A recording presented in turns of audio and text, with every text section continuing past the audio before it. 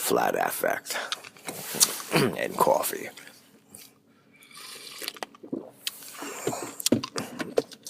So in following up with the recent posts in the Detachment trilogy, there seems to be some lingering questions in regards to the overall nature and potential redeemability of what we like to call evil.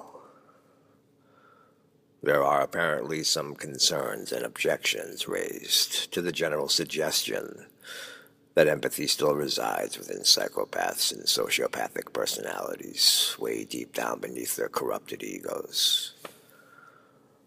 Some of these objections include statements such as, quote, "Sage, you don't know just how evil can be. You honestly believe that a psychopath is sorry for anything they do? They don't feel sorry for anything but themselves. They don't reflect on all the pain and suffering of the lives they extinguish. They reflect only on how it made them feel, all the power they had in acting as a hand of fate. They can play the role of a repentant man to a T. They can play the role of a remorseful person who's turned over a new leaf, but it's always just an act, because everything they do is an act. They only emulate emotions to play off people around them. They search for people like you, Sage. People who want to believe there is a core good within them. It's the doorway to your trust, as even a moderately intelligent psychopath understands he must find a way to make semblance with the flock of herding empathetics he finds himself surrounded by in life. The consequence of not doing this means they will be outed for what they truly are early in life. Do you want to be responsible for all the psychopaths of the world? Responsible for them because they are you? Because they are source as well? Let them thrive in hopes that one of them will become enlightened. Unquote.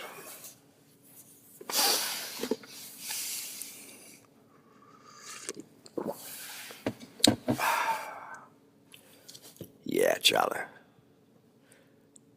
To get a better idea about what I'm referring to when I speak about such matters as fundamental pure essence, it helps to give the consideration a treatment from the meta perspective. As always, position is weaker than perspective. Position is committed. Perspective is flexible.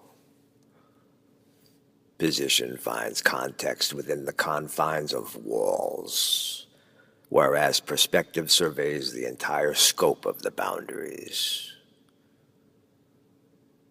So, in considering the nature of fundamental pure essence from a bird's eye vantage point, where in the grand scheme of things is always of the utmost prime importance, we will come to understand that the core of our qualitative existentiality is indestructible, incorruptible, infinitely unchangeable, and ineffably unnameable, much as the suggestion of the law of the conservation of energy implies. In physics, the law of conservation of energy states that the total energy of an isolated system remains constant. Hence, energy is said to be conserved over time. And as we know from the meta-analysis of the context of this proposed limitation, there is ultimately only one overall system, without any limits. Therefore, it is said that energy can neither be created nor destroyed. Rather, it only transforms from one form to another. This is a hardcore, boiled-down existential axiom that dares to be defied. And this isn't describing anything physical, as many of those who lean towards this naturally inclined tendency would like to point towards and implore. No. And pointing as such may draw you back a hand relieved of its index finger. Harsh? Nah. We have to start being stricter with our methods of disassociating the mental clinging habit that follows the patterns, rituals, and routines of illusion that combine to compose the externalization conditioning, the paramount foundation of mental slavery. The apt implication of this energetic law describes a feature of an essentially mental phenomenon. The law of the so-called nature of illusion, projected and reflected back to the root qualia that forever sleeps in dreams of visions beheld through the windows of sense perceptions. And so, what does that mean? Pure essence is always pure essence, no matter what character you dream up, and no matter what actions the dream character takes, whether high or low, right or wrong, or good or evil. None of it will change the primary state of nothingness that comprises the non-being of the one true empty self. Now this is some high-level shit that I probably shouldn't even be telling you.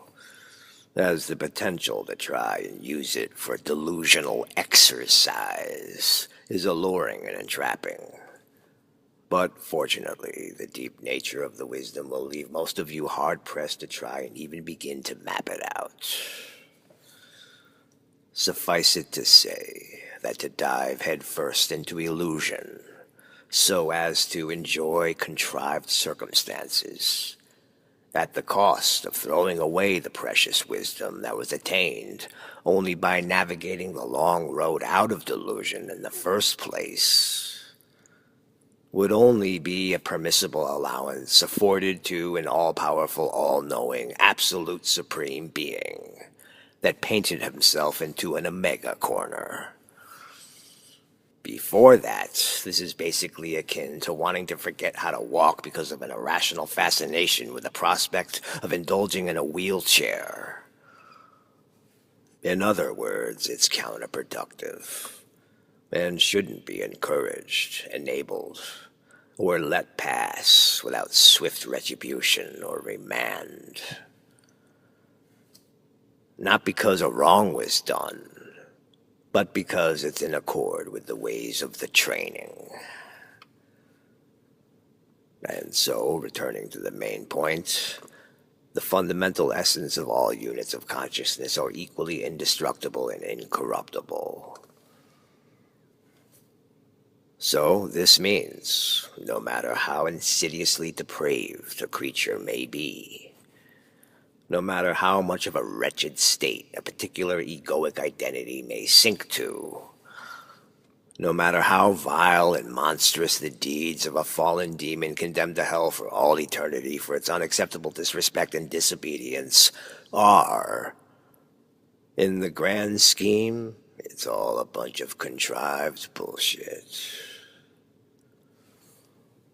Water in a cup is still water in a cup. Even if you draw a realistically horrific boogeyman on the cup, it's still water in a cup. Getting caught up in a contrived reality, while a struggle and a representation of a puzzle that you might eventually solve, isn't going to change the fundamental essence of what you are. No matter how high you reach or how low you descend, the apparent you in these cases isn't even the authentic you. So, like they say, death heals all wounds. And upon the passing through of this layer, all pain and suffering, all sickness and trauma, all anguish and existential horror will be washed away, and you will be released from the you, and become absolved of all burden, with every attachment, every commitment, and every responsibility lifted from your shoulders. They are going to tell you otherwise because they want to control your behavior with the threat of punishment or the promise of reward, of course. And while you should be disciplined in your methods of employing the instrumentation of the persona, the motive of this mindfulness isn't to promote the establishment of good or bad states in illusion, nor to avoid punishment or attain reward, but to strengthen the mind. The pure mind of which, unbeknownst to the lost ghost, wandering in the phantasmagorical landscape, ultimately presides over all illusion. But could such a ghost ever be saved from the depths of its delusion, if it sinks down into the pits of evil and depravity? This is indeed the question. Hence we come to the concept of metanoia, and the imagined possibility of an eventual apotheosis. Well, what is metanoia? Metanoia. Note that the root word meta is contained herein, not merely accidentally, can be of twofold definition, one psychological, the other philosophical. As per usual, we are mainly going to be dealing with the philosophical concerns, but to quickly summarize the psychological aspect, metanoia was a concept originally attributed to American philosopher, psychologist, and trained physician William James, who has been called the father of American psychology, to describe a process of fundamental change in the human personality and life orientation. Carl Jung developed the usage to indicate a spontaneous attempt of the psyche to heal itself of unbearable conflict by melting down and then being reborn in a more adaptive form. A form of self-healing often associated with the midlife crisis and psychotic breakdown, which can be viewed as a potentially productive process. Jung considered that psychotic episodes in particular could be understood as an existential crisis, which might be an attempt at self-reparation. In such instances, metanoia could represent a shift in the balance of the personality away from the persona towards the shadow of the self. Okay, then we have metanoia as used in philosophical terms, which primarily involves the possibility of a debased ego to undergo a spiritual amelioration, and hence a change of path that eventually results in its transformative reformation. Is this at all possible? Oddly, most of us hope not.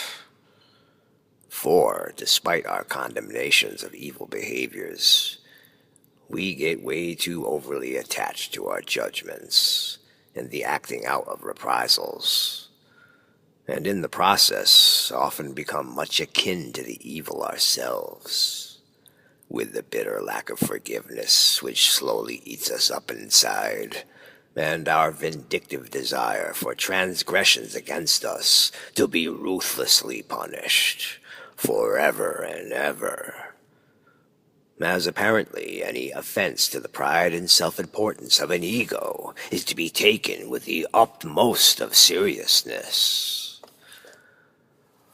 And, of course, because we also do so enjoy playing the role of a victim, which feeds the need for attention and pity, leading to an overall negative mental state. It's all part of what could be called a blame game mentality. So, despite our rejection of evil, it doesn't seem like we want it to ever truly find redemption, as we have forgotten about the training ground, and fancy this realm to be some sort of celebratory festival of the ego.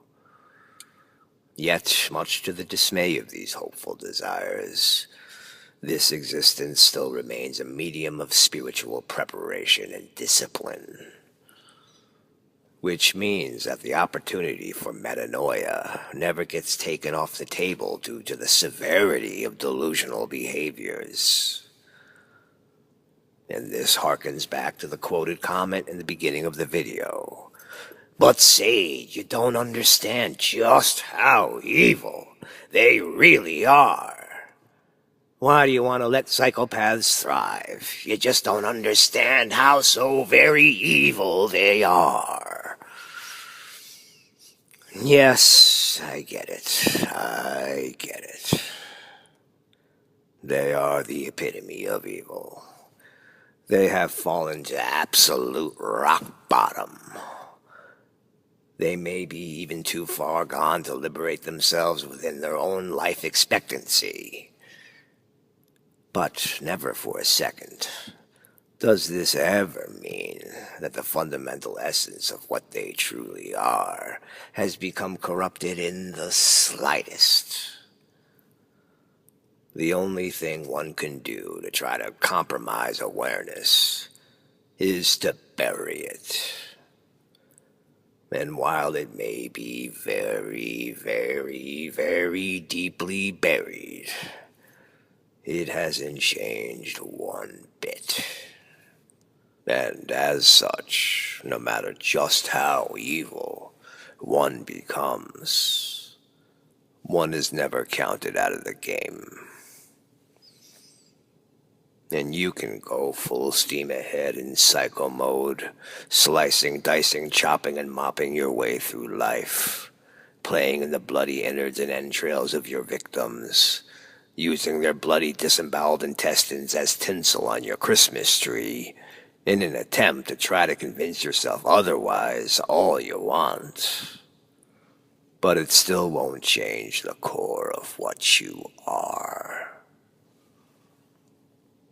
Which I know displeases most of you, because it takes away the victimology crutch, which is, after all, much that is at the root of this whole egoic game you are playing. And no, my assertions here are not an endorsement of evil, nor an attempt to enable evil behaviors. It's not about helping psychopaths thrive in their delusion. It's about letting them uncover the truth of what they really are. The exact same thing most of us are struggling with. I'm not saying you can trust them. I'm not saying you should forgive them. I'm not saying don't punish them. These issues are your own personal hang-ups, and you'll have to work those out on your own.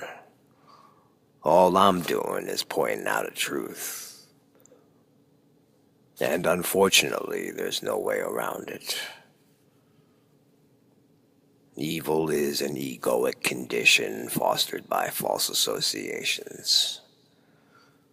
And the core of all sentience is pure and untainted.